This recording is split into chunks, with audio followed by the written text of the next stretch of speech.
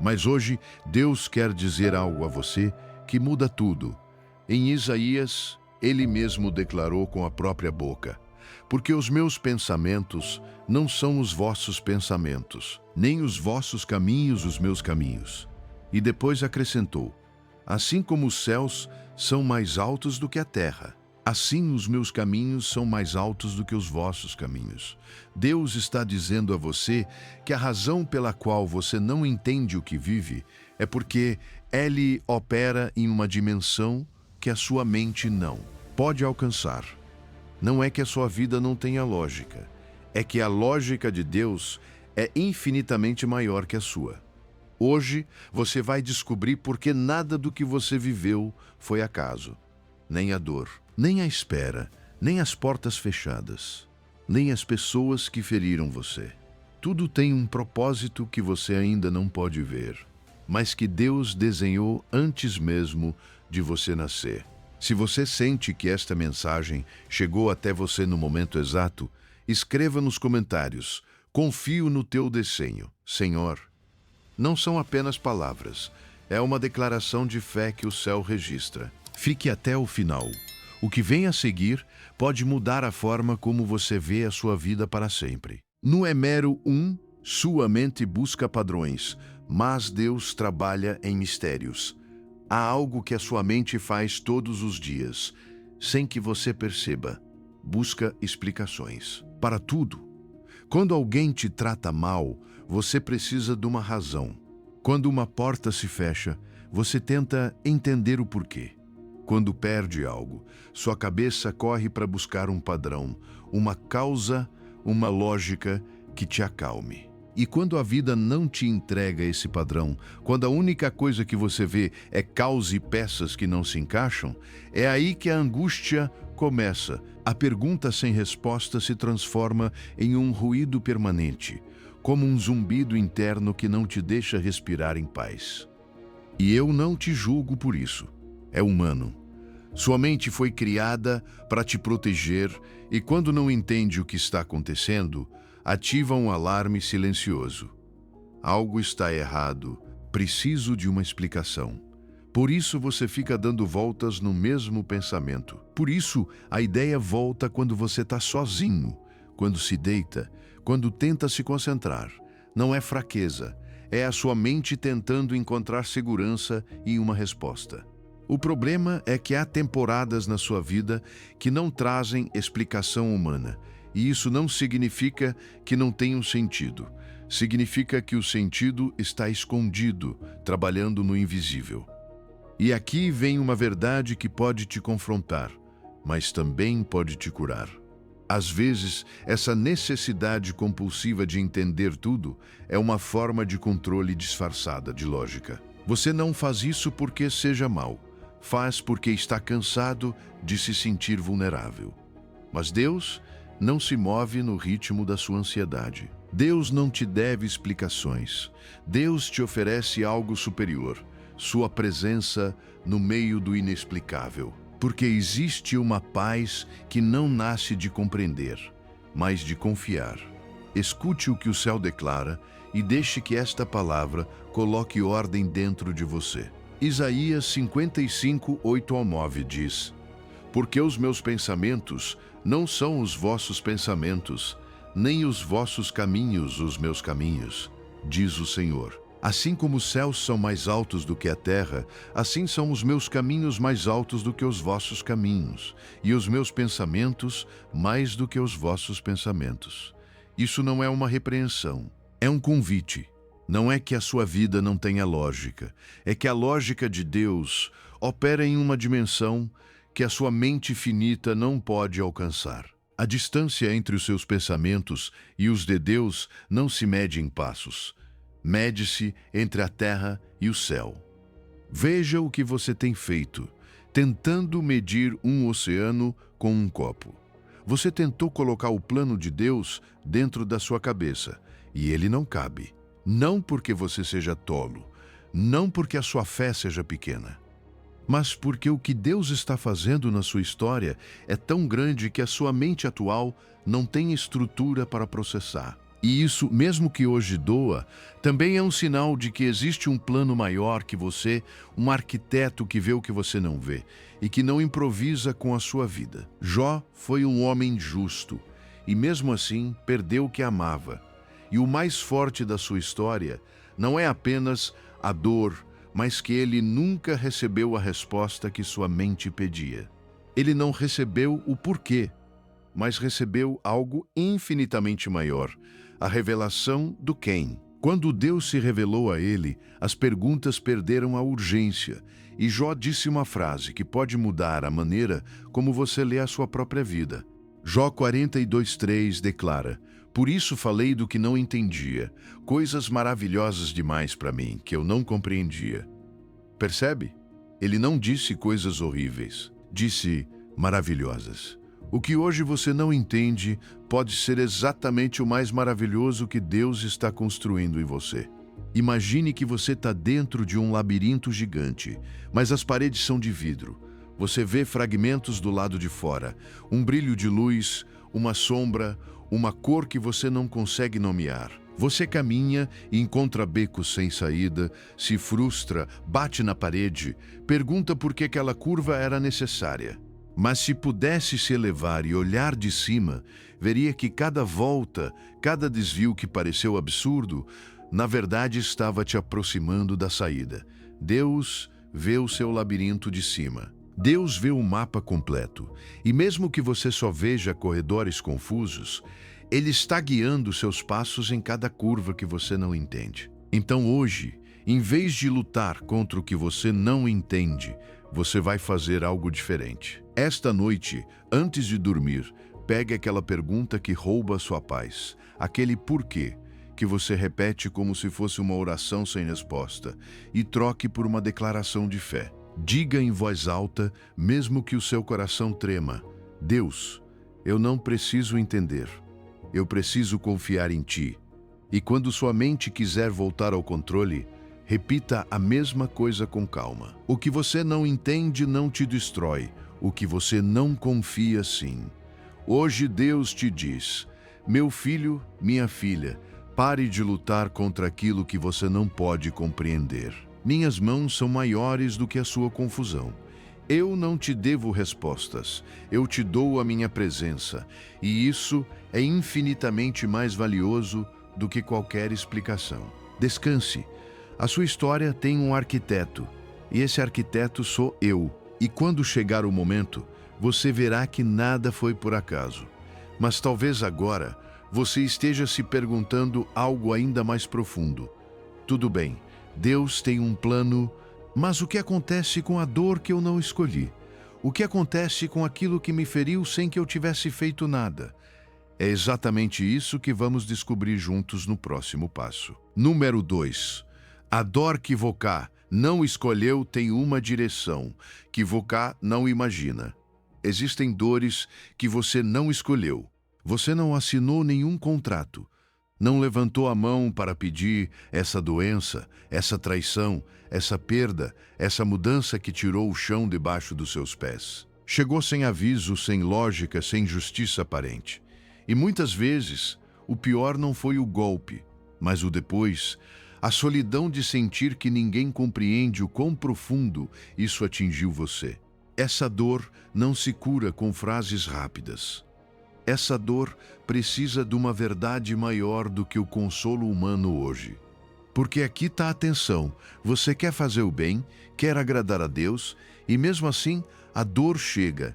E então nasce aquela pergunta que dói mais do que a própria ferida. Por que, Senhor? Se eu não busquei isso, o mundo sussurra uma mentira. Se você sofre, é porque fez algo errado. Mas a Bíblia conta outra história. Os mais fiéis foram provados, não porque Deus os estivesse castigando, mas porque Deus estava formando neles aquilo que precisariam para a próxima estação da vida. No meio dessa confusão, Deus coloca uma palavra que não é enfeite espiritual, é uma âncora. Romanos 8:28 diz que aos que amam a Deus, todas as coisas cooperam por bem, aos que são chamados segundo o seu propósito. Pare por um momento. Todas as coisas. Não algumas, não apenas as que você entende. não apenas as que você gosta. Todas. Isso inclui o que dói, o que você não escolheu, o que deixou perguntas sem resposta. Deus não te diz que a dor é boa. Ele revela que ela não será inútil. Nada da sua vida está fora da direção dele. Tudo está sendo tecido com propósito. E é aqui que o seu coração respira. Deus não é o autor do mal, mas é o mestre que pega aquilo que o inimigo planejou para te destruir e transforma em material de construção. Olhe para a cruz. O ato mais injusto se tornou o maior ato de salvação. O que parecia derrota virou porta. Se Deus pôde transformar a cruz, Ele também pode transformar aquilo que hoje te dói. Ele não minimiza a sua ferida. Ele a redime. Não nega o que aconteceu. Ele reorganiza. Por isso, Paulo diz em 2 de Coríntios 4,17 que a tribulação produz um peso eterno de glória. E você pode pensar, como algo pode ser chamado de momentâneo se para mim custou tanto? Porque Paulo não mediu a dor como relógio da ansiedade. Ele a mediu com a eternidade de Deus. Quando você olha de cima, entende que não está sendo descartado, está sendo formado. Às vezes o processo dói porque está tirando de você algo que iria te destruir mais adiante. Deixe-me te dar uma imagem. Pense em um cirurgião em uma sala escura. O paciente está dormindo, não vê o bisturi, não entende os cortes. Se acordasse no meio do processo, veria apenas sangue e pensaria que está sendo ferido. Mas cada incisão tem um propósito: salvar, remover o que ameaça, reparar o que está quebrado. Existem temporadas em que você está nessa sala, você não vê o que Deus está fazendo, porque está dentro do processo. Mas isso não significa ausência, significa que Ele está trabalhando com precisão. Então hoje faça algo santo com essa dor. Não a negue, não a esconda, não a transforme em amargura. Entrega. Diga a Deus em voz alta: Senhor, eu não entendo, mas eu te entrego. Confio que farás algo bom com isso. E quando sua mente quiser interpretar isso como abandono, corrija com fé. Isso não é abandono, é processo ativo, não é acaso, é direção. Hoje Deus te diz: o que te feriu não vai te definir. O que você chorou não se perdeu. Estou pegando cada pedaço quebrado da sua história e transformando em um mosaico que um dia você verá completo. A dor não é o fim, é o material da sua reconstrução. E se Ele já está transformando aquilo que você não escolheu, então também existe uma verdade sobre aquelas portas que se fecharam e sobre as rejeições que te marcaram. Às vezes, o que você chama de rejeição foi a mão de Deus te protegendo de um destino que não era para você. E é isso que vamos descobrir no próximo passo. No Número 3. As portas fechadas que te salvaram do que você não podia ver. Há poucas coisas que doem tanto quanto a rejeição. Que te digam não. Que uma porta na qual você colocou esperança se feche. Dói quando um relacionamento se apaga, quando um trabalho vai para outras mãos, quando uma oportunidade desaparece. E o pior não é apenas perdê-lo, mas o que isso sussurra ao seu coração: que você não foi suficiente, que Deus não estava ali. Mas deixe-me te perguntar algo diferente. E se Deus estivesse do outro lado dessa porta, fechando-a com as próprias mãos, não para te castigar, mas para te proteger daquilo que os seus olhos não podiam ver? Porque existem portas que parecem bênção por fora, mas escondem uma armadilha. E existem nãos que soam como derrota, mas no céu são misericórdia. Lembre-se do caminho para Emaús. 2 discípulos caminhavam com a alma quebrada, convencidos de que tudo tinha terminado. Para eles, a cruz era o encerramento definitivo da sua história. E, no entanto, Jesus caminhava ao lado deles, sem que o reconhecessem. Enquanto caminhavam, ele lhes foi abrindo as Escrituras, iluminando aquilo que eles chamavam de fracasso e mostrando que o plano de Deus não tinha morrido. Às vezes você está vendo apenas o fechamento. Deus já está preparando a revelação. Apocalipse 3:7 diz que Ele é o santo e o verdadeiro, aquele que tem a chave de Davi, que abre e ninguém fecha, e fecha e ninguém abre. Você não administra as portas, Deus as administra. Se Ele fechou uma, não foi porque lhe faltava valor, foi porque Ele via o que você não via. E se Ele abre outra, não haverá força humana que consiga fechá-la. Salmo 37:23 afirma que pelo Senhor são ordenados os passos do homem, e Ele se agrada do seu caminho, até mesmo o passo que te fez parar diante daquela porta fechada. Não foi acidente, foi direção. Foi o pastor colocando-se à frente para que você não se precipitasse para um lugar que parecia bom, mas que iria quebrar você por dentro. Imagine uma porta linda, talhada em madeira nobre, com um ferrolho de ouro que não cede. Você bate, empurra, chora diante dela. Acredita que do outro lado está a sua resposta, o seu finalmente. Mas se pudesse olhar pelo buraco da fechadura, veria um precipício. Não havia chão, havia queda. Esse ferrolho que você odiou era o amor de Deus te protegendo. A porta fechada por Deus sempre esconde um precipício atrás, mesmo que hoje você não entenda. Por isso, eu não vou te pedir que finja que não doeu. Vou te convidar a reinterpretar isso com fé. Pense naquela porta que mais te marcou e mude a pergunta. Em vez de dizer por quê, diga ao Senhor de que o Senhor me protegeu. E depois, fique em silêncio. Dê espaço a Deus. Muitas respostas não chegam como explicação imediata. Chegam como clareza depois, quando sua alma entende que aquele fechamento evitou uma ferida maior. Tome esta decisão e você recuperará a paz. Pare de ver a rejeição como evidência de insuficiência e comece a vê-la como evidência de proteção divina. Não é que você não tivesse valor, é que aquilo não era para você. Não é que Deus tenha te esquecido, é que Deus te guardou. Ele não improvisa com a sua vida. Ele te redireciona e mesmo quando você não entende, continua tecendo propósito. Às vezes aquela porta fechada também estava encerrando uma versão antiga de você. Deus não fecha apenas lugares, Ele fecha temporadas, fecha vínculos que drenavam a sua fé, fecha caminhos que alimentavam a sua ansiedade. E enquanto você chora o fechamento, Ele está formando o seu caráter, para que quando a porta certa chegar você não entre com medo, mas com discernimento e paz. Hoje Deus te diz que cada porta que fechei na sua vida, eu fechei com estas mãos que te amam.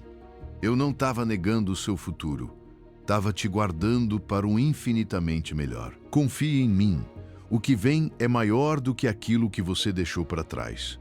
E quando você olhar para trás, verá que nada foi por acaso. Mas talvez agora surja outra pergunta. Se Deus fecha portas para me proteger, por que às vezes parece que a sua voz se apaga e o silêncio se torna ensurdecedor? É exatamente isso que você precisa entender agora. Número 4. O silêncio de Deus não é ausência, é preparação. Existe uma solidão que não se compara com nenhuma outra. A solidão de sentir que Deus está em silêncio. Você ora com o coração nas mãos, clama de madrugada, se ajoelha com esperança e, mesmo assim, não há resposta, não há voz, não há sinal, não há alívio imediato, apenas silêncio. E nesse silêncio, a mente faz o que sempre faz, começa a inventar conclusões perigosas. Deus não me escuta, eu não importo para Ele, estou sozinho. Se hoje você está aí, eu não vou minimizar o que você sente. Esse tipo de vazio dói de verdade. Não é drama. É uma ferida da alma, porque a tensão é real. Você acredita que Deus é bom. Você acredita que Ele ouve. Mas o que você vê não coincide com o que você crê. Você vê silêncio onde esperava resposta. Vê quietude onde pedia movimento. E então a pergunta grita por dentro: onde estás, Senhor? Mas aqui vem uma verdade que a dor nem sempre te deixa ouvir. Deus nunca está mais ativo do que quando parece mais silencioso. O silêncio nem sempre é ausência, muitas vezes é preparação. Não é abandono, é pedagogia divina. Abacuque 2:3 diz algo que parece escrito para aquele momento exato em que você se desespera pela demora, ainda que a visão espere por um tempo determinado. Ela se apressa para o fim e não mentirá. Ainda que demore, espere por ela, porque certamente virá, não tardará. Escute o peso dessas palavras. Não mentirá. Certamente virá, não tardará. A resposta que você sente distante, no céu já está em movimento. O que você experimenta como silêncio, Deus está usando como contagem regressiva. Não porque se esqueceu de você, mas porque está alinhando o que precisa ser alinhado para que o que vem não seja pequeno, mas perfeito. E enquanto você pergunta, Senhor, fala comigo, Deus às vezes responde com uma instrução que parece impossível quando o coração está inquieto. Salmo 46:10 diz: Aquietai-vos e sabei que eu sou Deus. Fique quieto. Não corra de um lado para o outro por medo. Não tente forçar portas. Não se destrua com interpretações precipitadas. O silêncio é o convite para soltar o controle e voltar ao lugar onde a fé se torna real. Confiar sem ter evidência visível. Porque fé não é sentir algo bonito. Fé é permanecer quando você não sente nada. E essa é a escola do silêncio. Entre a promessa e o cumprimento, sempre existe um espaço onde Deus não te dá todos os detalhes. Abraão esperou anos. José viveu temporadas em que tudo parecia o contrário do que Deus lhe havia mostrado. E mesmo assim, cada dia silencioso estava formando algo dentro deles. O mais profundo que Deus faz na sua vida quase nunca acontece diante de aplausos. Acontece no escondido, no lento, no que ninguém vê. Pense em uma semente debaixo da terra. Lá embaixo não há luz, não há som, não há confirmação. Do lado de fora, parece que nada está acontecendo. Mas exatamente nessa escuridão, a vida está trabalhando com força. A raiz se estende, o caule se prepara, a estrutura se forma. Se a semente pudesse falar, talvez diria, Deus se esqueceu de mim.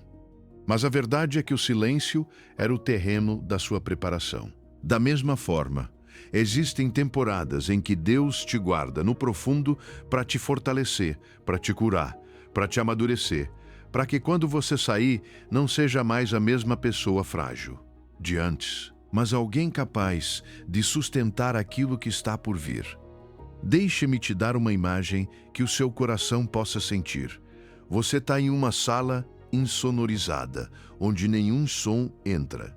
As paredes são acolchoadas. O silêncio é absoluto. Você pensa que lá fora não há nada, que o mundo parou, que te esqueceram. Mas se pudesse atravessar essa parede, veria uma orquestra inteira do outro lado, músicos afinando, cordas sendo ajustadas, o maestro levantando a batuta. Tudo está pronto para uma sinfonia que vai marcar a sua vida para sempre. O silêncio que você escuta não é vazio, é afinação. E a afinação faz parte da obra-prima. Então hoje, em vez de exigir que Deus fale do jeito que você quer, faça um ato de confiança que quebra a ansiedade. Esta noite diga ao Senhor, não entendo o teu silêncio, mas confio nele. Sei que estás trabalhando mesmo quando não te escuto. Essa declaração é poderosa porque te tira da desesperação e te coloca em descanso. E tome uma decisão que vai te proteger por dentro. Pare de medir a proximidade de Deus pelo que você sente e comece a medi-la pelo que Ele prometeu. Suas emoções sobem e descem. A fidelidade dele não muda. Hoje Deus te diz, não confunda o meu silêncio com esquecimento. Estou mais perto de você agora do que em qualquer outro momento. O que estou preparando para você é tão grande que precisava de silêncio para ser concluído. Espere um pouco mais. Já está vindo, e enquanto você espera, entenda algo. No meio desse silêncio, também há movimentos ao redor. Pessoas chegam, pessoas vão embora. Algumas te ajudam, outras te ferem, outras te ensinam. E se eu te dissesse que nenhuma delas cruzou o seu caminho por acidente, o que vem a seguir vai mudar a forma como você vê cada pessoa que já tocou a sua história. Número 5. As pessoas que chegam à sua vida não são acidentes. Há pessoas que mudaram a sua vida por bem e há pessoas que deixaram cicatrizes que ainda doem quando você as toca. Alguém que te prometeu lealdade e te traiu. Alguém que falou com doçura e depois mentiu para você. Alguém que te fez sentir seguro e depois foi embora sem olhar para trás. E no meio dessa mistura de lembranças, a pergunta fica ardendo por dentro como uma brasa. Para que, Deus? Por que colocaste essa pessoa no meu caminho? Não é uma pergunta pequena. É o tipo de pergunta que nasce quando o coração quer acreditar, mas também está cansado de sangrar. E você não é o único que se pergunta isso. Se pudéssemos nos sentar todos à mesma mesa e abrir a alma com honestidade, descobriríamos que quase todos temos nomes que ainda nos doem. Todos tivemos pessoas que nos levantaram e pessoas que nos derrubaram. Todos já olhamos para trás e dissemos: se essa pessoa não tivesse aparecido, eu teria poupado tantos anos de lágrimas. E, no entanto, aqui está você, não completamente destruído, não totalmente vazio, ainda com fé, mesmo ferida, ainda caminhando mesmo com medo. E isso já está te dizendo algo, que houve uma mão te sustentando mesmo naquilo que você não entendia. Aqui vem uma verdade que não justifica o dano, mas te liberta do caos. Cada pessoa que chegou à sua vida foi um fio no tapete de Deus. Algumas chegaram como remédio, outras como lição. Algumas como abraço, outras como espelho.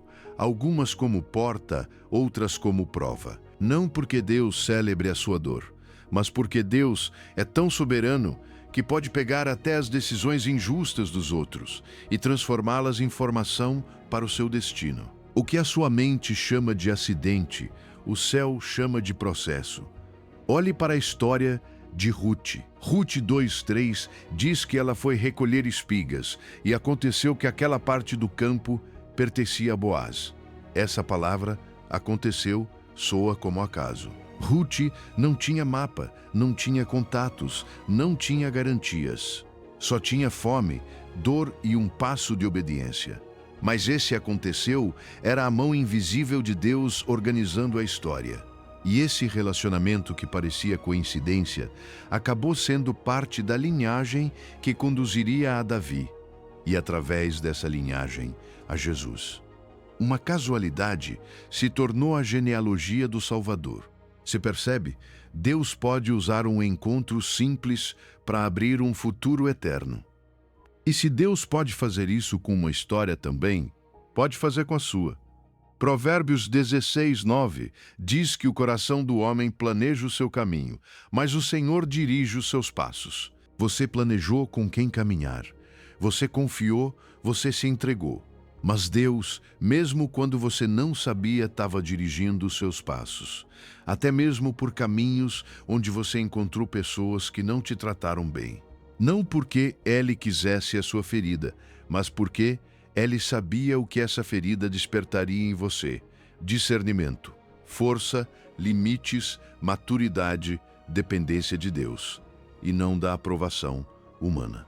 Talvez aquela pessoa que te feriu te ensinou a não entregar o seu coração sem sabedoria. Talvez aquela traição te obrigou a parar de idealizar e começar a ver com clareza. Talvez aquele abandono te empurrou a buscar refúgio em Deus de uma maneira que você nunca teria buscado se tudo tivesse sido fácil. Não é que o mal se torne bom. É que Deus é tão bom que não permite que o mal tenha a última palavra. Ele recicla, ele redime, ele transforma. E quando um dia você olhar de cima, vai entender que até os capítulos amargos estavam sustentando uma obra maior. Pense em um tecelão trabalhando em um tapete. Os fios de cores suaves são fáceis de amar, mas também existem fios escuros, ásperos, que parecem erros, E ainda assim são esses fios que dão profundidade, contraste e forma ao desenho completo. Sem sombras, a imagem fica plana. Sem contraste, não existe figura. Os que te amaram foram fios de luz. Os que te feriram foram fios de sombra. E mesmo que você quisesse apagar esses fios, o tecelão os usou para dar profundidade à obra de Deus em você. Os fios escuros da sua história são os que deram peso ao seu caráter e firmeza à sua fé. Agora, não se trata de justificar quem te feriu. A Bíblia não te pede para chamar de bom aquilo que foi injusto. Trata-se de descobrir propósito sem negar a ferida. Por isso, hoje, quero que você faça algo concreto. Pense em uma pessoa que te feriu profundamente e faça 2 perguntas em oração. O que aprendi graças ao que vivi com ela e que força tenho hoje que não teria se isso não tivesse acontecido? Quando você começa a ver o aprendizado, o perdão se torna mais possível. Não porque o outro mereça, mas porque você merece viver sem correntes. Hoje Deus te diz: eu coloquei cada pessoa no seu caminho com intenção. As que te amaram foram o meu carinho, as que te feriram foram o meu cinzel. Não para te destruir, mas para te formar na pessoa que eu preciso que você seja. Perdoe. Solte. E com o tempo, você verá o meu plano completo. E se as pessoas não são acaso, então os fracassos também não são. Aquilo que você tem chamado de má sorte tem outro nome no vocabulário de Deus. E o que vem agora vai te surpreender. No Emero 6, o que você chamou de má sorte era redireção divina. Você perdeu aquele emprego. Aquele negócio caiu. Aquela relação que você acreditava ser segura desmoronou, como se nunca tivesse sido real. Você tentou, orou, se esforçou, e mesmo assim, algo se quebrou nas suas mãos. E quando olha para trás, tudo o que vê é uma sequência de coisas que não saíram como você queria. Então aparece aquela voz cruel que se disfarça de realismo e sussurra: você tem má sorte. Nasceu para perder. Para você, tudo sempre dá errado. Essa narrativa é mentira, mas parece tão real quando tudo ao redor parece desmoronar. Porque a dor tem uma habilidade. Ela faz você interpretar a história dentro do pior cenário possível. Faz você acreditar que os seus fracassos são prova de que a vida está contra você, de que Deus não está cuidando de você, de que está condenado a repetir perdas. Mas aqui vem a mudança de perspectiva que pode te salvar por dentro. Você olha para os seus fracassos e vê fim. Deus olha para esses mesmos fracassos e vê redireção. O que o mundo chama de má sorte, o céu chama de mudança de rota estratégica. No vocabulário de Deus, a palavra acaso não existe. E se Deus te ama, então nem mesmo os seus tropeços são inúteis. Veja o que aconteceu com Paulo. Atos 16, 6 ao 7, diz que, tendo passado pela Frígia e pela região da Galácia, foram impedidos pelo Espírito Santo de anunciar a palavra na Ásia. E quando chegaram a Mísia, tentaram ir para a Bitínia, mas o Espírito não lhes permitiu. Isso é forte, porque não estamos falando de alguém desobediente. Estamos falando de um homem que queria pregar, fazer o bem, avançar. E mesmo assim, Deus o bloqueou, fechou o caminho. Disse não por aqui. Você consegue imaginar a frustração? Mas essa redireção o levou à Macedônia, e essa mudança abriu uma porta enorme para o avanço do Evangelho. O que parecia atraso era uma estratégia do céu. Agora entenda isto: se o Espírito Santo pode dizer não ao apóstolo mais influente, também pode dizer não a você sem que isso signifique rejeição. Às vezes o não de Deus não é castigo, é posicionamento. Jeremias 29:11 diz que Deus tem pensamentos de paz e não de mal, para te dar o fim que você espera. Por trás de cada redireção existe um pensamento de paz. Deus não redireciona para te humilhar. Ele redireciona para te alinhar com algo que você ainda não consegue ver. E aqui está o ponto que muda o coração. Deus não apaga a sua história de fracassos. Ele a transforma, não elimina a dor da rejeição. Ele lhe dá um novo significado. O fracasso dói mais quando você lhe dá o significado errado. Quando você diz, sou um perdedor, não sirvo para nada, nunca vou conseguir, você está prendendo a sua identidade a um acontecimento. Mas a sua identidade não vive em um resultado. A sua identidade vive em Deus. E quando você muda a perspectiva, quando começa a ver que aquele fracasso era um desvio necessário, a dor começa a perder força. Não de um dia para o outro, mas com o tempo, com oração e com fé. Há coisas que hoje você lamenta e que amanhã agradecerá com lágrimas diferentes. Porque aquele emprego que você perdeu talvez fosse o lugar onde o seu chamado iria se apagar. Aquele negócio que caiu talvez tenha te salvado de uma dívida que iria te prender. Aquela relação que terminou talvez tenha evitado anos de desgaste e perda de dignidade. Deus vê o que você não vê. Você viu apenas o fechamento. Ele viu o precipício. Você viu o já não. Ele viu o ainda não. Pense nos GPS de um carro. Você marca um destino e começa a dirigir. Mas de repente entra na rua errada ou encontra um bloqueio na estrada. O que o GPS faz não grita com você, não te condena, não te humilha. Não diz, você é um desastre. Ele simplesmente diz, recalculando, e propõe um novo caminho. Deus é assim. Quando a vida te tira da rota que você tinha planejado, Ele não te abandona. Ele recalcula com graça, não se frustra com você como um humano impaciente. Ele te redireciona com paciência, com amor e com soberania. O GPS de Deus nunca condena o seu desvio, sempre recalcula o seu destino. Por isso, hoje, quero que você faça um ato simples, mas poderoso. Escreva o fracasso que mais te dói, aquele que ainda aperta o seu peito quando você se lembra, e abaixo escreva esta verdade. Isto não foi o meu fim. Foi a minha redireção. Coloque isso em um lugar onde você possa ver, porque a sua mente precisa de uma nova frase para substituir a antiga sentença de má sorte. E a partir de hoje, tome uma decisão. Pare de dizer, tenho má sorte, e comece a dizer, Deus está me redirecionando. É uma mudança de linguagem, mas também é uma mudança de fé. É deixar de interpretar a sua vida como caos e começar a vê-la como um mapa nas mãos do arquiteto. Hoje Deus te diz, você nunca teve má sorte. O que você teve foi a minha mão te movendo para onde você precisa estar. Cada fracasso foi uma curva no seu mapa, não um ponto final. Confie na minha rota. O destino continua de pé. E mesmo que ainda doa, um dia você olhará para trás e verá que cada não, cada queda, cada fechamento foi parte de um plano que estava te salvando. Mas talvez exista algo que ainda pesa mais do que os fracassos. Não são as portas fechadas, não são as mudanças de rota, é algo mais profundo. As lágrimas, aquelas noites de choro que parecem não ter fim, elas têm algum valor diante de Deus? A resposta vai tocar o seu coração. Número 7. Suas lágrimas são sementes que você ainda não vão germinar.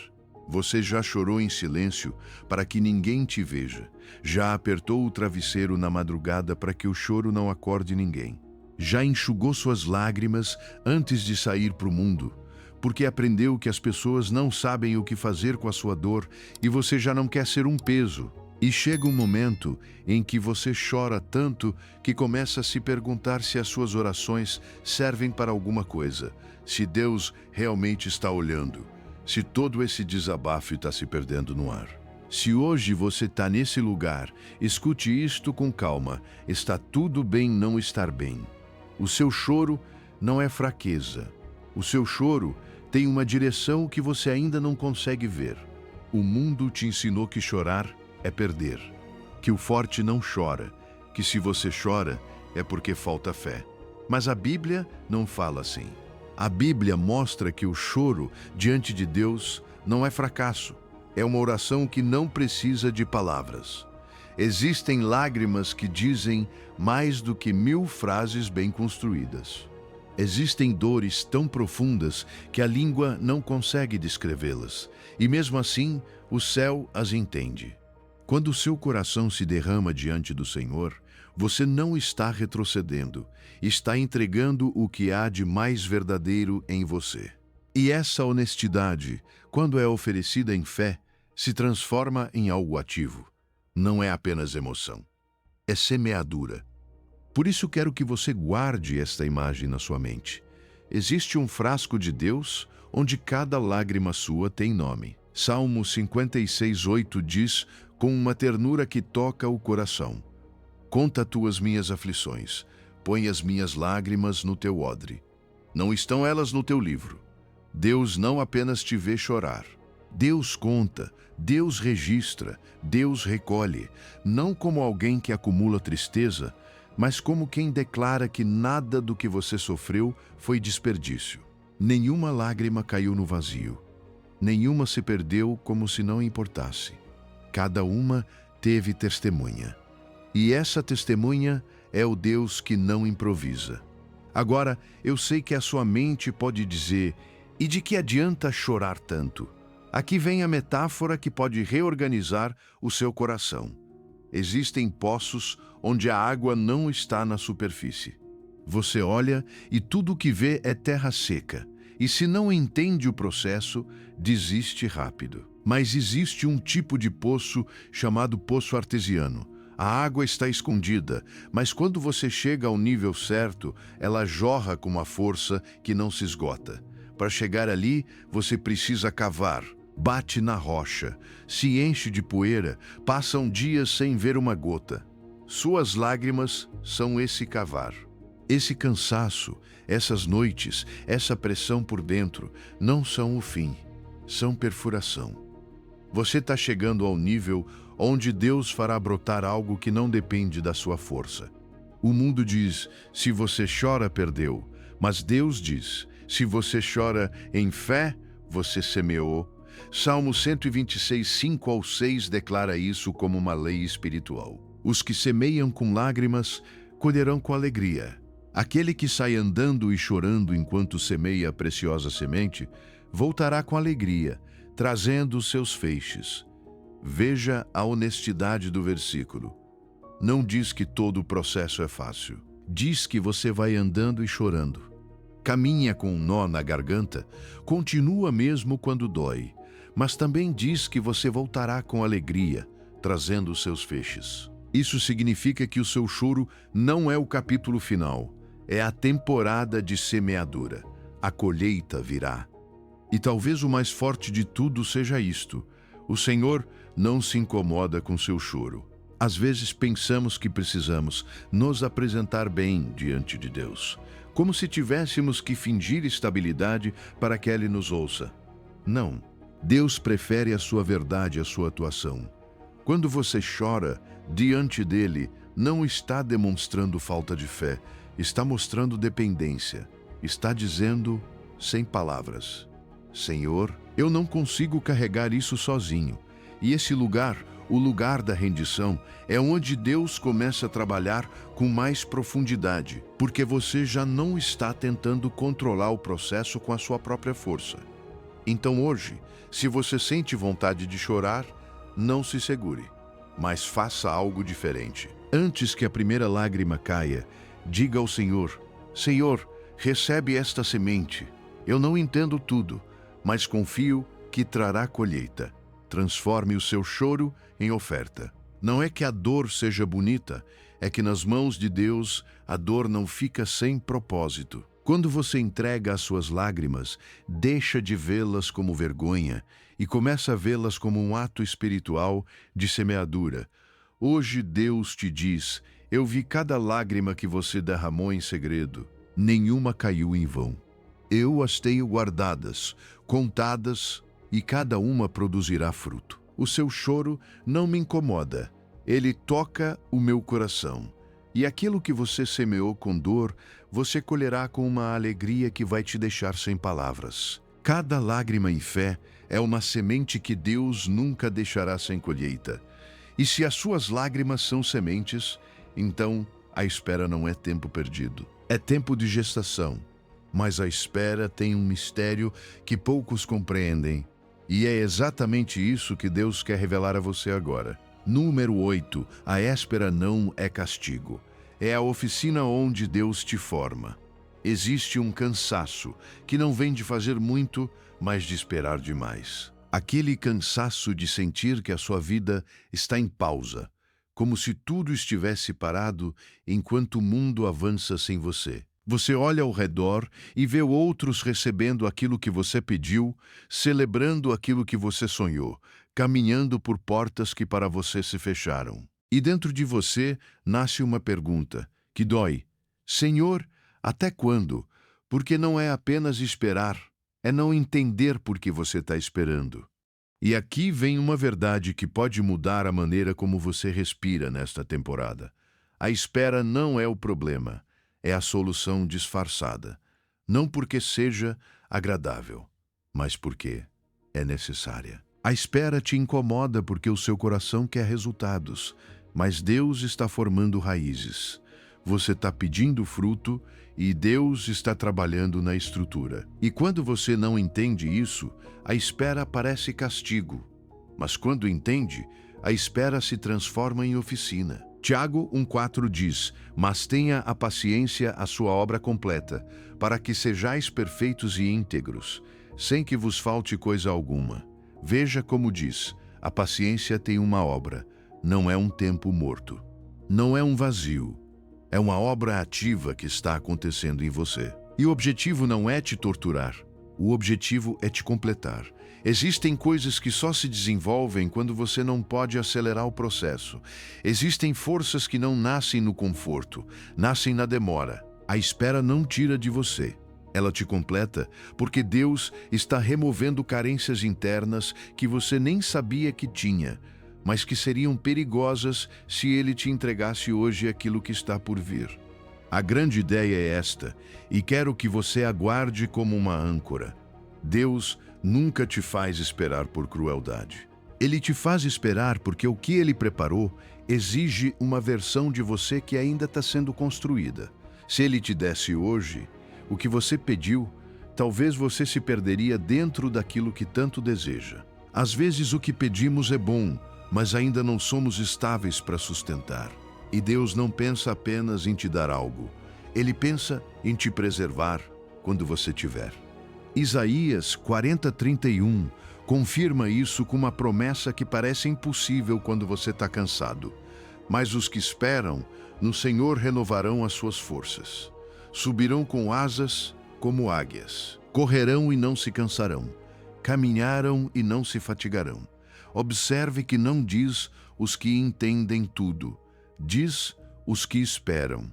A espera, quando é entregue a Deus, não te consome, ela te renova. Não te quebra, te equipa, não te apaga, te dá asas. Às vezes você pensa que está perdendo tempo, mas o céu está recarregando o seu espírito. Agora, eu não vou falar como se isso não doesse. Dói ver que outros avançam e você continua no mesmo lugar. Dói sentir que as suas orações parecem se repetir, como se o eco fosse a única resposta. Dói quando perguntam e você precisa sorrir por fora enquanto por dentro se desmonta. Mas escute isto com amor. O seu tempo não é o tempo deles. O seu processo não é o processo deles. Deus não está escrevendo a mesma história para todos. A sua oficina é diferente porque o seu destino é diferente. O mundo recompensa a velocidade, os resultados imediatos, o aplauso rápido. Mas Deus recompensa a maturidade, e a maturidade não se faz no micro-ondas. Ela é preparada em fogo lento. Veja Davi. Ele foi ungido, mas não foi coroado no dia seguinte.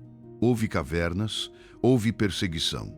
Houve temporadas em que parecia que a promessa tinha se perdido. E, no entanto, aqueles anos não eram castigo, eram escola, porque uma coroa sobre um coração imaturo se transforma em ruína.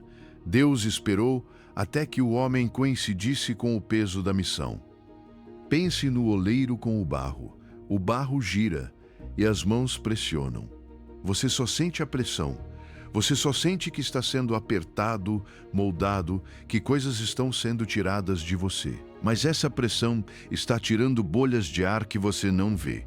E essas bolhas, se permanecerem, fazem o vaso explodir no forno.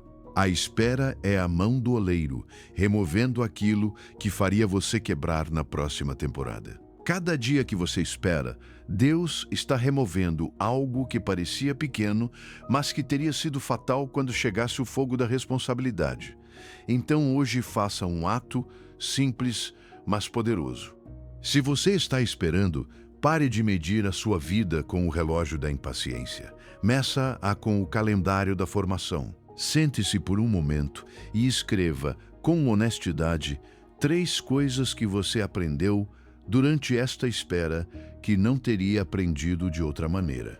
Talvez você tenha aprendido a discernir, talvez tenha aprendido a depender, talvez tenha aprendido a soltar. Essa lista será a sua evidência de que Deus não está ausente. Ele está trabalhando. Hoje Deus te diz: eu sei que você está cansado de esperar. Sei que sente que ficou para trás. Mas você não está atrasado. Está em formação.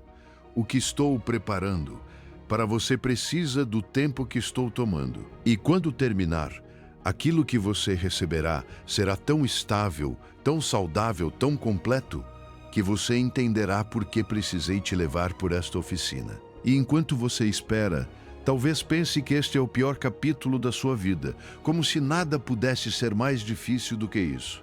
Mas existe algo que Deus faz com os capítulos mais pesados. Ele os transforma no fundamento da história mais bonita.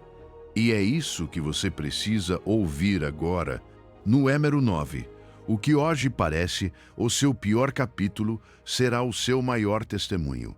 Talvez este seja o capítulo mais difícil da sua vida. Aquele que você não conta a ninguém, porque sente que, se disser em voz alta, ele se torna mais real. Aquele que faz você olhar para o teto na madrugada e se perguntar se ainda vale a pena continuar. O diagnóstico que você não esperava, a traição que você não merecia, a perda que te partiu em 2, a porta que se fechou justamente quando você mais precisava. E o mais pesado não é apenas a dor, mas aquela ideia que entra na sua mente como veneno. Este é o fim. Até aqui chegou a minha história. Hoje Deus te diz algo que o seu coração precisa ouvir com urgência. Essa frase não é uma profecia. É uma mentira. E não é o seu final.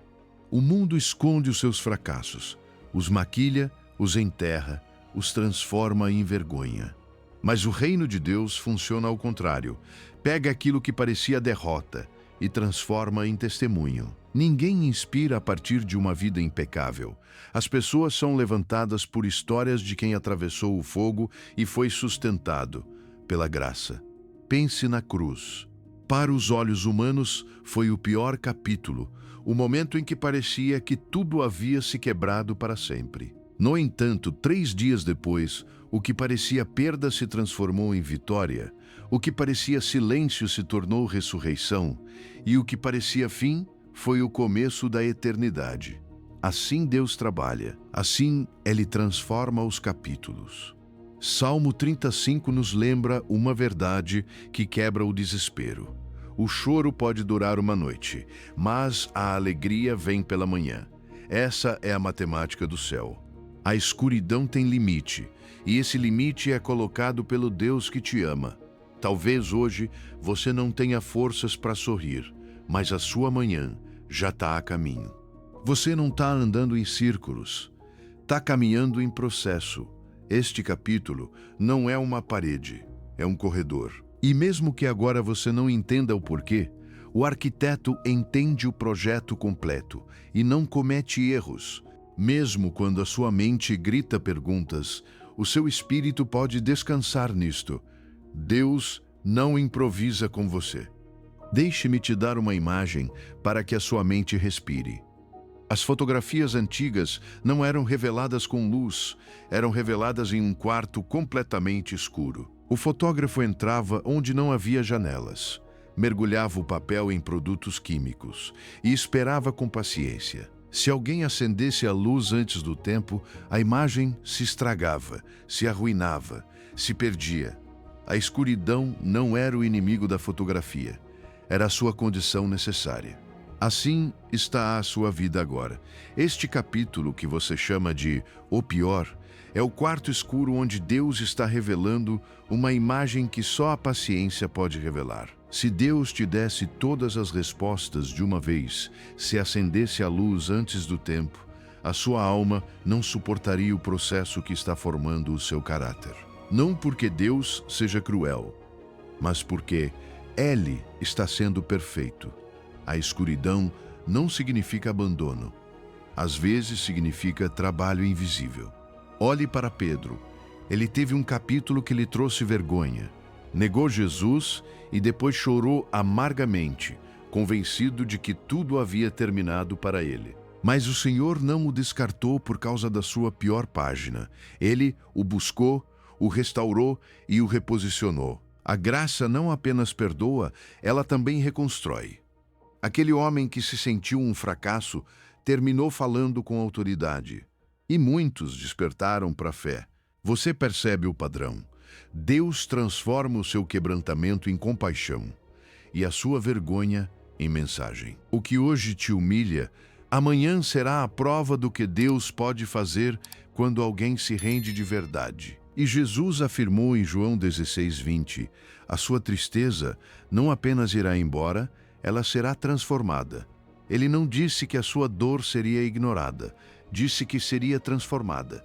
Nas mãos do Senhor, a mesma matéria-prima do seu choro se torna o material da sua alegria. Por isso este capítulo não é castigo, é uma escola de profundidade. Deus não desperdiça lágrimas. Deus as usa para semear algo que você ainda não vê. E quando esse fruto aparecer, você não apenas vai respirar aliviado, vai entender por que a sua vida nunca foi acaso. Por isso, hoje faça uma declaração que quebre o desespero. Olhe para dentro de si e diga a este capítulo: você não é a minha conclusão, você é a minha preparação. Deus ainda não terminou a minha história. Não se trata de negar o que dói. Trata-se de negar que a dor tenha a última palavra. Quando o inimigo sussurrar, acabou, responda com a linguagem do céu. Deus sabe o que está fazendo. Romanos 8:28 nos ensina que Deus faz todas as coisas cooperarem para o bem daqueles que o amam. Até aquilo que você não entende. Até aquilo que te dói. O seu pior capítulo será o seu maior testemunho. E agora escute isto com o coração aberto. Aquilo que te feriu não terá a última palavra, porque Deus já está revertendo o plano no invisível. Número 10. O inimigo quis te destruir, mas Deus o usou para te posicionar. Às vezes, parece que existe uma força invisível decidida a te quebrar. Como se toda vez que você tenta se levantar, algo voltasse a te empurrar. E o mais pesado não é apenas o golpe, é a suspeita que entra na sua mente: sinto que alguém ou algo quer me destruir. Se você está aí, eu não vou minimizar isso. Mas hoje, Deus te lembra de algo. A sua vida não está fora do controle dele. Gênesis 50:20 quebra a narrativa do abandono. José olhou nos olhos daqueles que o traíram e disse: vós intentastes o mal contra mim, mas Deus o tornou em bem. Ele não disse isso a partir de uma teoria bonita. Disse depois de uma cisterna, de escravidão, de uma falsa acusação e de prisão. E aqui está o detalhe que te sustenta. José não disse apenas que Deus permitiu o mal, ele disse que Deus o encaminhou. O céu pegou aquilo que vinha para a sua destruição e mudou a direção. Quando Deus estabelece uma aliança com você, o inimigo pode tentar, mas não pode anular. A aliança é a assinatura do céu sobre a sua história. O eu estarei contigo, que não depende do seu ânimo, nem da sua temporada, nem da opinião das pessoas. Por isso, o ataque não é a prova de que Deus te abandonou. Muitas vezes é a evidência de que a sua vida tem propósito. Aquilo que o inimigo quis usar como sentença, Deus recicla como degrau. O que parecia humilhação, Deus transforma em plataforma. Isaías 54:17 declara isso, com uma paz que não se negocia. Nenhuma arma forjada contra você prosperará. Observe, não diz que não haverá armas. Haverá pressões, haverá palavras, haverá tentativas de manchar o seu nome, haverá noites em que você se sentirá cercado, mas não prosperará, não chegará ao seu objetivo final.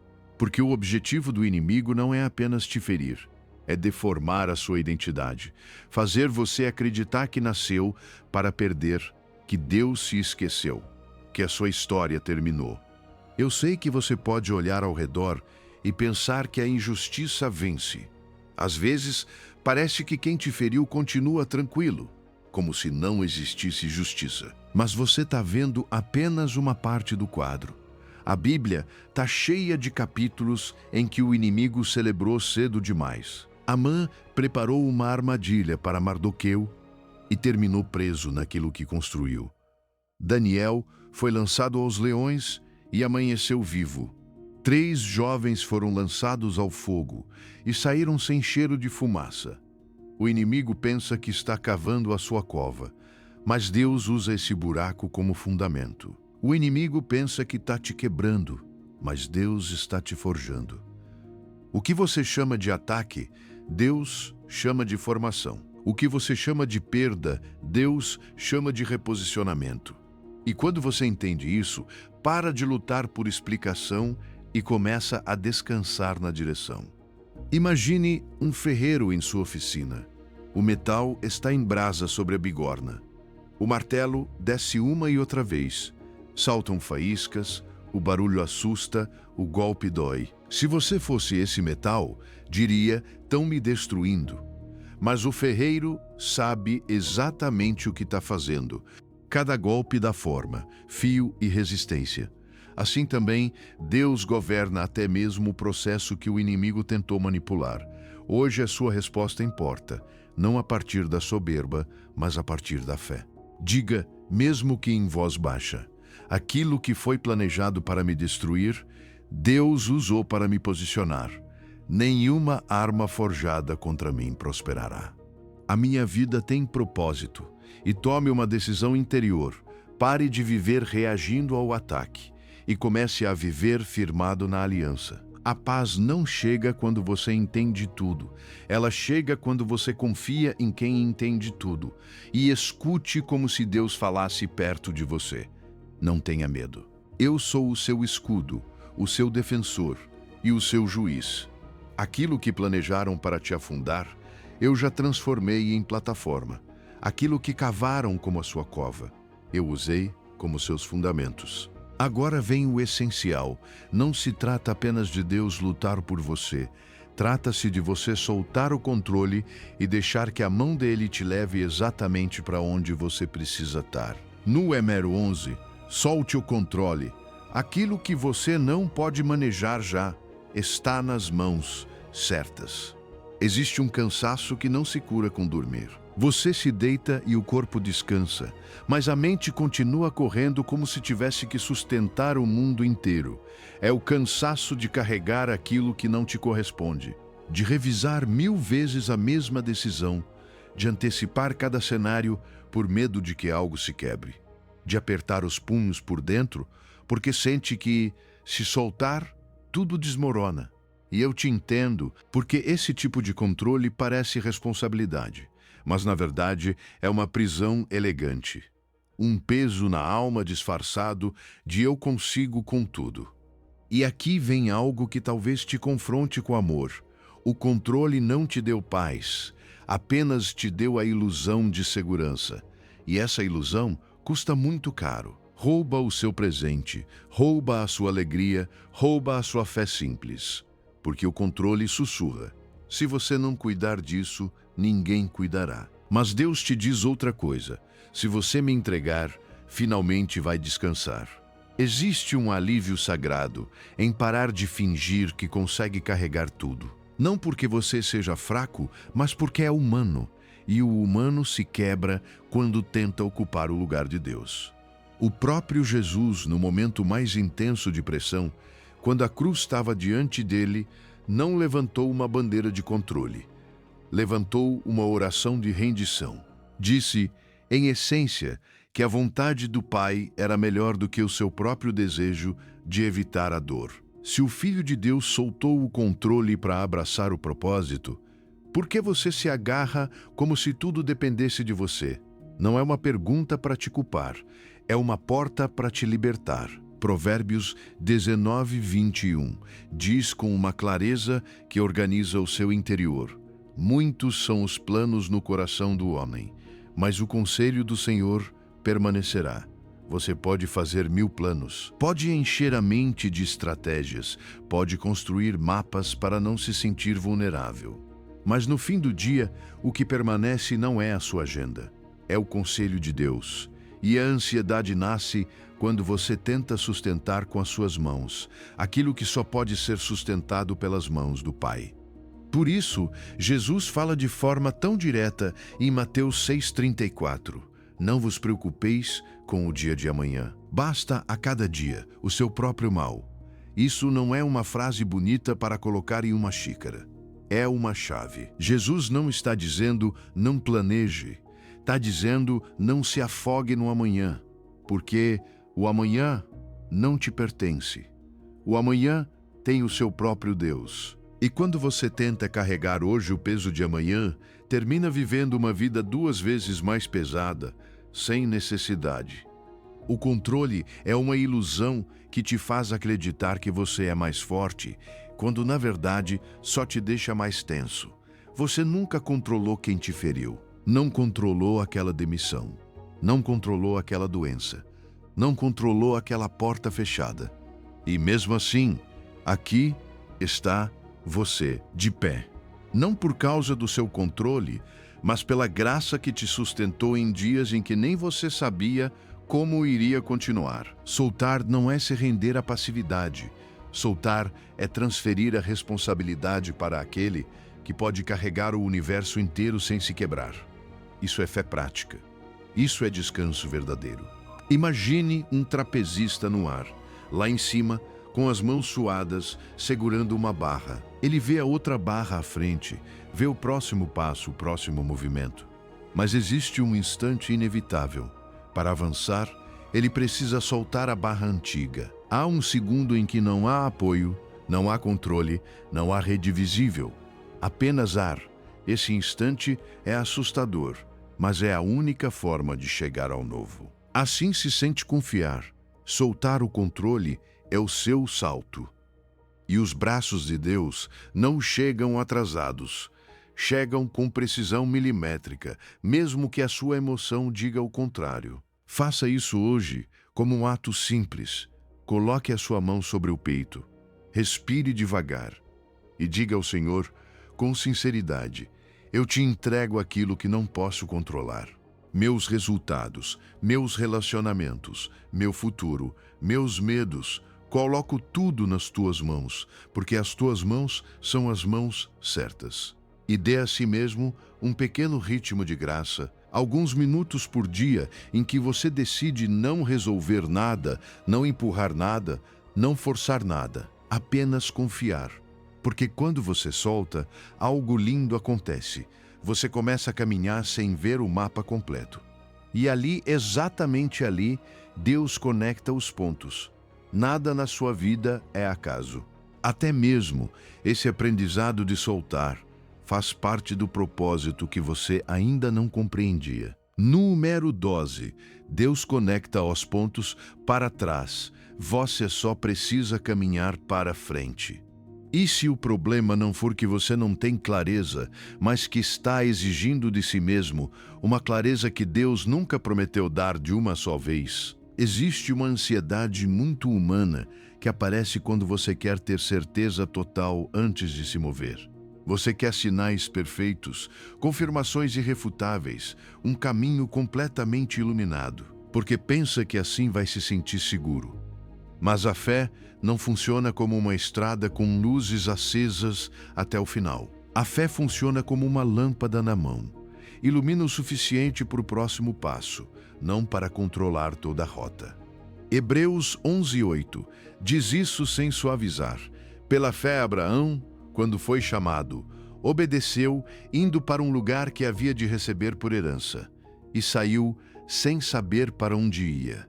Pare aí por um momento. Saiu sem saber. Não tinha mapa, não tinha garantias visíveis, não tinha um plano de 5 anos com resultados assegurados. Tinha uma voz e uma instrução.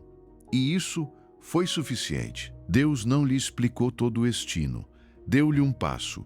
E quando Abraão honrou esse passo, o céu lhe mostrou o seguinte: não 10 passos. Essa é a maneira de Deus. Ele não te dá o controle da viagem. Ele te dá a companhia dele na viagem. E é aqui que começa a sua descoberta. Você descobre algo sobre Deus. Ele não improvisa, mas também não negocia a sua dependência. Descobre algo sobre você. O que te paralisa não é a falta de capacidade, é o medo de errar. Você já pensou, e se eu tomar a decisão errada? E se eu estragar tudo? E essa pergunta se torna uma prisão. Mas ouça esta verdade que liberta: quando o seu coração está rendido, Deus é capaz de redimir até mesmo as suas decisões imperfeitas. A sua obediência pesa mais do que a sua perfeição. Deus não está procurando uma pessoa que nunca erra. Ele está procurando um coração disposto a obedecer à direção que já foi revelada. Provérbios 3:5-6 diz isso: confia no Senhor de todo o teu coração e não te apoies no teu próprio entendimento. Reconhece-o em todos os teus caminhos e ele endireitará as tuas veredas. Confie com todo o coração, não pela metade. E não se apoie apenas no seu próprio entendimento. Não significa que você não pense, significa que não transforme o seu entendimento limitado no seu Deus. Porque a sua mente vê uma esquina, Deus vê o mapa completo. Você vê o hoje, Deus vê o que essa decisão vai produzir em você dentro de anos.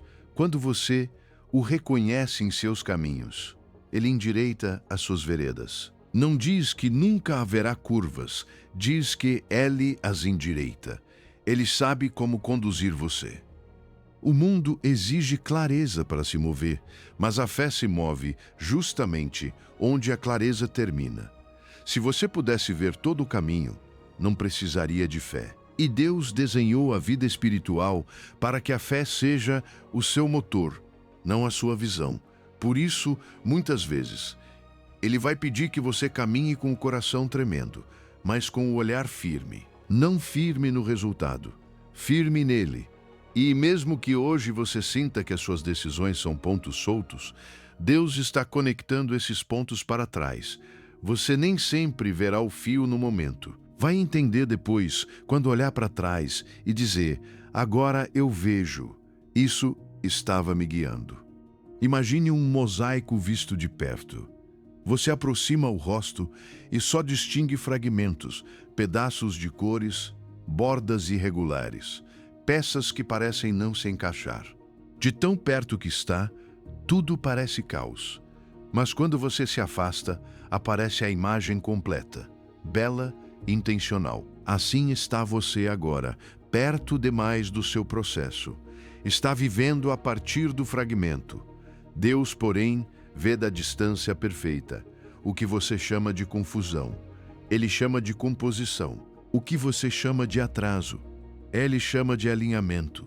O que você chama de erro, Ele pode transformar em direção. Então hoje não te peço que resolva a sua vida inteira. Apenas te convido a uma pergunta simples e poderosa. Qual é o próximo passo que Deus está te pedindo? Não o plano completo, não a segurança total. Apenas o próximo passo. Talvez seja pedir perdão, talvez seja soltar um relacionamento, talvez seja se candidatar àquele trabalho, talvez seja voltar a orar com sinceridade. Talvez seja descansar. Identifique-o e faça-o. Mesmo que a sua voz trema, mesmo que você não veja o segundo passo. Dê o primeiro, porque quando você dá o passo que vê, Deus ilumina o que vem depois. Hoje, Deus sussurra com ternura. Não te peço que entendas o mapa, te peço que confies no cartógrafo. Eu já conectei cada ponto da tua vida. Eu já vi o teu final e ele não é derrota. Caminha, meu filho, caminha, minha filha. A minha presença vai diante de ti.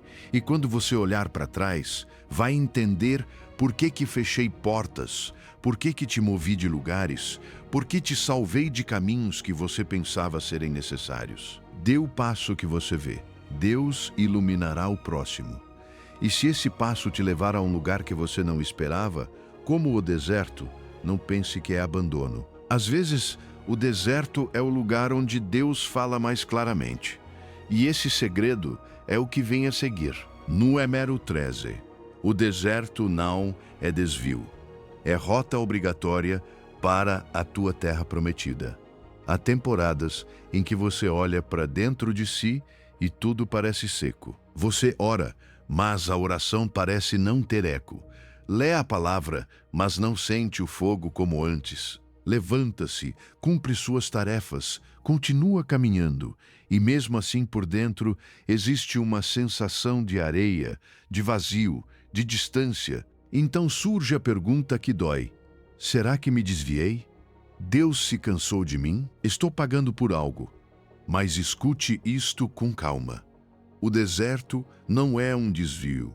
O deserto é rota obrigatória para a tua terra prometida. Não porque Deus goste da tua dor, mas porque Deus ama o teu destino demais para entregá-lo sem te formar primeiro. Deuteronômio 8:2 diz isso claramente. E te lembrarás de todo o caminho pelo qual o Senhor teu Deus te conduziu estes 40 anos no deserto, para te humilhar, para te provar, para saber o que estava no teu coração, se guardarias ou não os seus mandamentos. Observe essa frase: pelo qual te conduziu. Não diz por onde você se perdeu. Não diz por onde o inimigo te empurrou. Diz por onde o Senhor teu Deus te conduziu. Isso muda tudo, porque o teu deserto não é um acidente de navegação. É uma escola, é um filtro, é um lugar onde o superficial cai sozinho e o verdadeiro permanece de pé. Deus está contigo no deserto. A mão dele não se soltou. O propósito dele não se quebrou. O plano dele não foi cancelado. O que acontece é que no deserto Deus remove os apoios falsos para que você descubra o apoio verdadeiro. O conforto é especialista em esconder ídolos. O deserto os revela. A abundância pode maquiar o coração. A secura o deixa exposto. E Deus não te expõe para te envergonhar. Ele te expõe para te curar. Porque Ele não constrói sobre aparências. Ele edifica sobre a verdade. Oséias 2,14 confirma isso. Portanto, eis que eu a atrairei e a levarei para o deserto e falarei ao seu coração. Que frase tão íntima! Eu a levarei e falarei ao seu coração. Deus não te abandona na areia.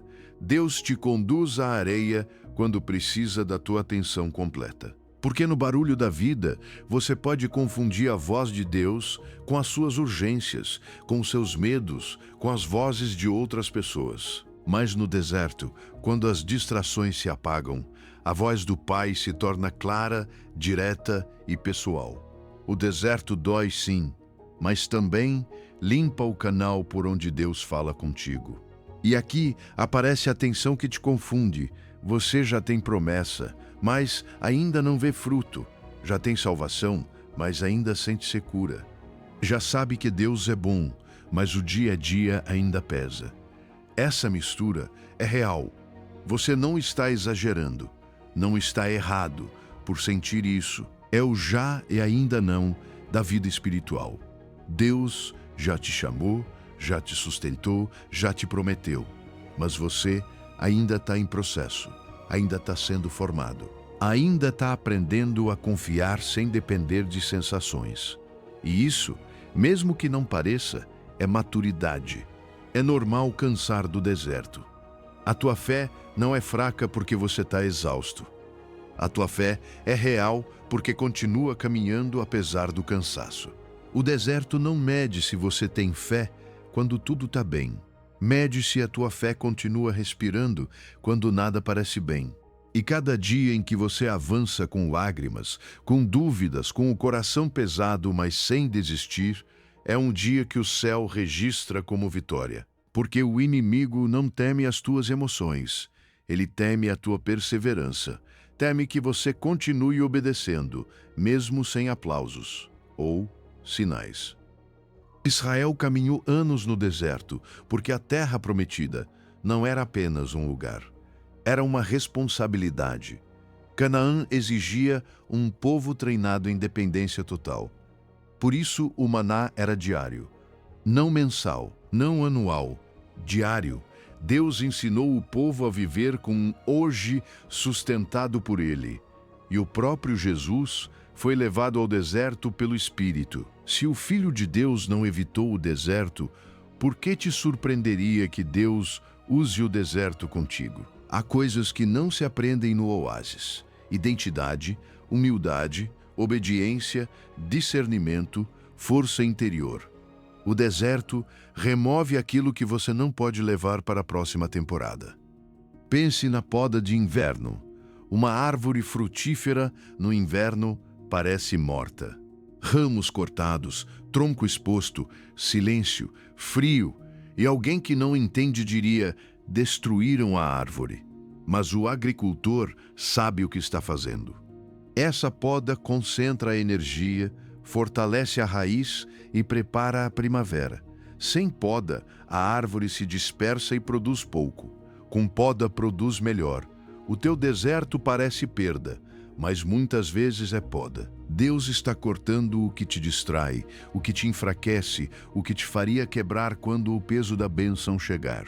Porque aquilo que Deus vai te dar não é leve. E se Ele não te formar, isso te esmagaria. Hoje, se você está no deserto, não te peço que finja alegria. Peço algo mais profundo, confiança diária. Ao acordar, antes de olhar o celular, antes de ouvir o barulho do mundo, diga: Senhor, hoje confio no teu maná. Não preciso de provisão para um ano, só preciso da tua graça para hoje.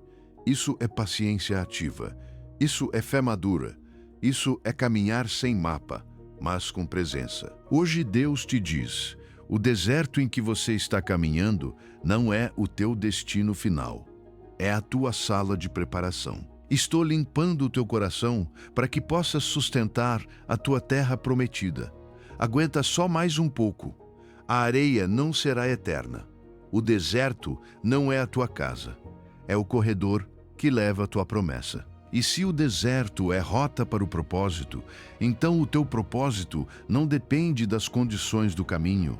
Depende do Deus que te guia mesmo, quando tudo o que você vê é areia.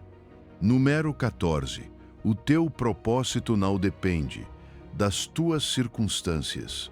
Ele as transcende. Existe uma armadilha silenciosa que se disfarça de prudência e, sem que você perceba, te deixa imóvel. Quando as minhas circunstâncias melhorarem, aí sim vou começar. Quando eu tiver mais força. Quando tiver mais dinheiro. Quando tiver mais paz. Quando tiver mais apoio, quando tudo estiver claro. Mas Deus não constrói o seu propósito sobre condições perfeitas, porque se Ele esperasse que tudo fosse perfeito, ninguém jamais obedeceria. O mundo exige um terreno confortável para avançar. Deus te ativa no meio do caos, porque Ele não depende do clima para cumprir aquilo que decretou. E se hoje a tua vida parece desordenada, se existem perdas, atrasos ou portas fechadas, isso não significa que o teu chamado foi pausado. Significa que Deus está trabalhando no invisível, tecendo um plano que você ainda não consegue compreender. Pense em Paulo. Filipenses 4, 11 e 13 revela isso com uma força que atravessa gerações. Aprendi a contentar-me em toda e qualquer situação. Sei viver humildemente e sei ter abundância. Tudo posso naquele que me fortalece. Paulo não escreveu isso de um lugar confortável, nem de um momento ideal. Ele escreveu de uma cela, acorrentado, limitado, e mesmo assim o seu propósito não ficou preso com ele. O seu corpo estava restrito, mas o seu espírito estava livre. As suas mãos tinham correntes, mas a sua voz continuava enviando vida para igrejas inteiras.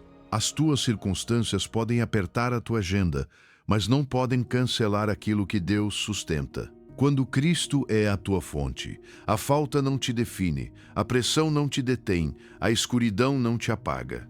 E aqui está a verdade que o inimigo quer que você esqueça. O propósito de Deus não começa quando você o merece, nem quando você se sente pronto. O propósito de Deus precede as suas condições. 2 de Timóteo 1,9 diz isso com clareza eterna.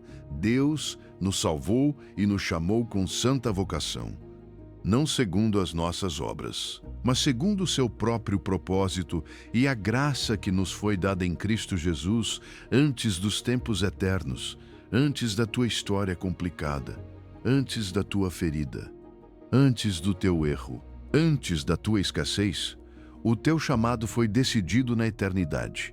E por isso, uma condição temporária não tem autoridade para anulá-lo. Aquilo que Deus definiu antes do tempo não pode ser destruído pelo que hoje te dói dentro do tempo.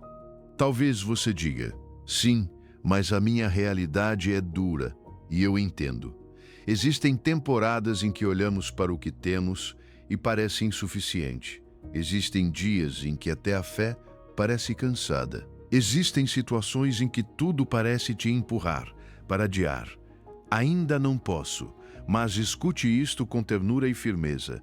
Se Deus te chamou, Ele também te dará a graça para obedecer. Deus nunca te pede para produzir com força humana aquilo que só se realiza com respaldo divino. O teu trabalho não é fabricar condições. O teu trabalho é render o coração e dar o passo disponível. Porque muitas vezes a provisão não aparece antes da obediência. Ela aparece depois como resposta a um sim que foi dado, mesmo tremendo. Olha para José. Ele cumpriu o propósito desde uma cisterna, desde uma casa que não era sua, desde uma prisão. Nada disso parecia ideal. Nada disso parecia sinal de bênção. E ainda assim, Deus estava posicionando-o. Cada lugar desconfortável era uma peça do quebra-cabeça. Cada injustiça era usada como degrau. O que parecia atraso era preparação. Por isso, hoje, você precisa soltar uma ideia perigosa, que o teu propósito depende da tua comodidade. Não. O teu propósito depende do Deus que o escreveu. E Ele é especialista em fazer muito com pouco. Ele multiplica o pequeno quando você o coloca em suas mãos. Imagine uma avenida de concreto cinza, quente, dura, sem vida, trânsito, barulho, poeira, e no meio de uma pequena rachadura, quase invisível, surge um broto verde. Não tem jardim, não tem irrigação perfeita, não tem as condições que qualquer manual exigiria. E ainda assim cresce, empurra, insiste, até florescer. Uma flor pequena, mas impossível de ignorar em meio a tanto cinza. Essa flor é você quando decide acreditar mais em Deus do que nas suas circunstâncias. O teu propósito não precisa de um jardim perfeito. Precisa de uma fé que se atreva a romper o asfalto da desculpa, do medo e da espera passiva.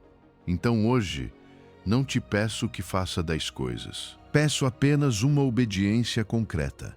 Identifique uma ação pequena, real, possível, que você possa fazer hoje em direção àquilo para o qual Deus te chamou. Uma ligação pendente, um passo de perdão, um hábito de disciplina, um serviço a alguém, um tempo de oração sincera, um projeto que você tem adiado por medo. Não espere sentir-se pronto. Comece com o que há, porque a multiplicação vem depois do primeiro passo, não antes. E quando você se move, Deus respalda. Quando você planta, Deus dá crescimento. Quando você obedece, Deus abre caminho. Hoje, Deus te sussurra. As tuas condições não me impressionam. A tua obediência me comove. Eu criei o universo com uma palavra. Você acha que não posso criar as condições para o teu propósito? Comece. Dê o primeiro passo. Eu cuido do resto. Não espere o jardim perfeito. Rompa o asfalto e floresça onde você está. E quando olhar para trás, entenderá algo que hoje é difícil acreditar.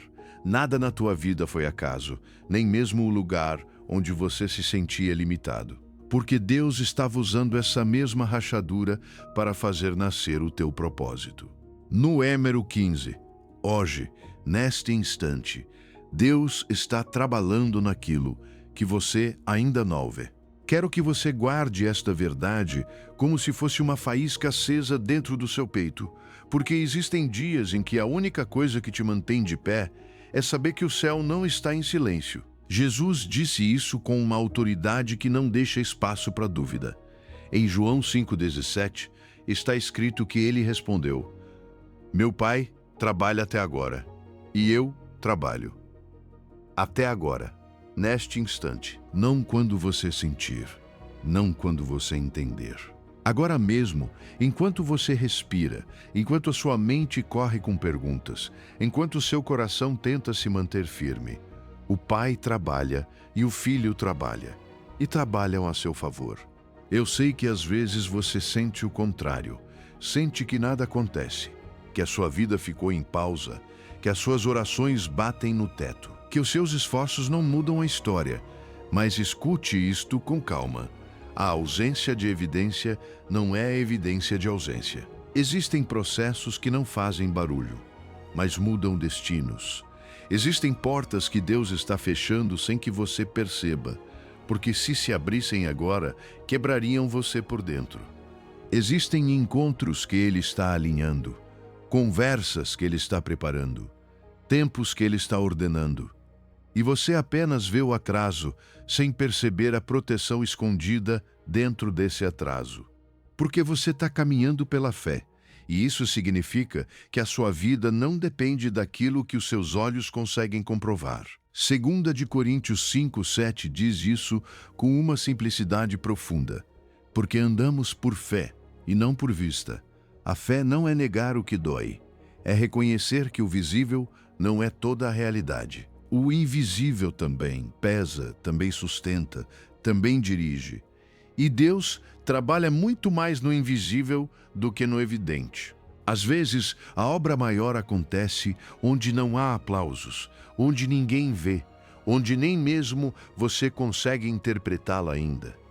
Talvez hoje você esteja parado ao pé de uma montanha, olhando para uma parede enorme, e por isso a sua alma se cansa. De baixo tudo parece impossível, de baixo tudo parece fechado. Mas Deus não vê a sua vida do pé da montanha. Deus a vê do topo. Ele contempla o mapa completo. Ele não está improvisando com você. Romanos 8:28 não é uma frase bonita para colocar em uma imagem. É uma realidade espiritual que opera mesmo quando você chora. Deus faz com que todas as coisas cooperem para o bem daqueles que o amam. Não diz que tudo é bom. Diz que Ele faz cooperar. Ele pega peças soltas e constrói uma direção. Ele pega feridas e as transforma em sabedoria. Ele pega atrasos e os transforma em preparação. E deixe-me te dar uma imagem para a sua mente, para que o seu coração pare de lutar com o não estou vendo nada. Imagine uma ampulheta. Cada grão de areia cai em silêncio. Você não escuta o som da mudança. Não pode parar. Não pode acelerar. Mas está acontecendo. Grão por grão, segundo por segundo. Assim é a obra de Deus em temporadas em que parece que nada se move. Você quer trombetas, sinais, respostas imediatas. Deus, porém, está trabalhando com precisão, com paciência, com um amor inteligente. E quando chegar o momento exato, quando Ele virar a ampulheta, você verá que todo aquele silêncio acumulado era, na verdade, preparação. Agora eu te peço que respire profundamente, como se desse espaço ao seu espírito para receber esta palavra. Inspire, expire. E enquanto solta o ar, solte também a ideia de que, se você não vê, então não existe. Solte a pressão de ter que entender tudo hoje.